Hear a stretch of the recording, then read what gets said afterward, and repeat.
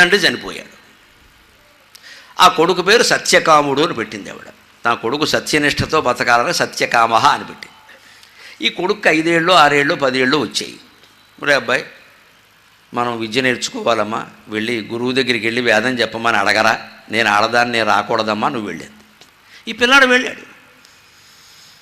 గురువుగారు నాకు విద్య నేర్పండి అన్నాడు. ఆ రోజులో అడ్మిషన్ రిజిస్టర్ ఒకటి ఉంటుంది కదా, తండ్రి పేరు రాయాలి కదా. అందుకని నాయన నీ తండ్రి పేరు ఏమిటి అన్నాడు. నాకు ఎప్పుడు మా అమ్మ చెప్పలేదండి అన్నాడు. ఆశ్చర్యం ఇది. అదేమిటి తండ్రి పేరు తెలివి, చనిపోయినా కానీ చెప్పాలి కదయ్యా.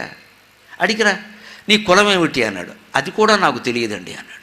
అయ్యే కులగోత్రాలు కనుక్కోకుండా తండ్రి పేరు కూడా తెలియకుండా నేను వేదం అలా నేర్పేయకూడదయ్యా, నువ్వేం అనుకోవద్దు, ఇక్కడ సంప్రదాయం ఉంది, పద్ధతి ఉంది, అందుకని నువ్వు వెళ్ళి కనుక్కోమన్నాడు.